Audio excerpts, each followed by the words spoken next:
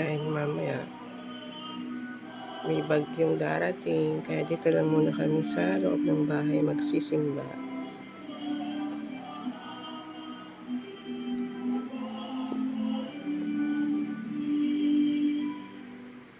Sa ngalan ng Ama, ng Anak, at ng Espiritu Santo. Amen.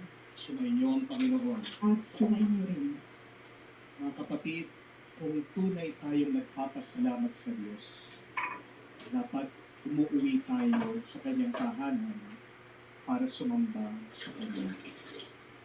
Ang tunay na tanda na tinatanaw natin, utang na loob natin sa Diyos, ay sa pamamagitan ng ating pagdarasal, pananalangin.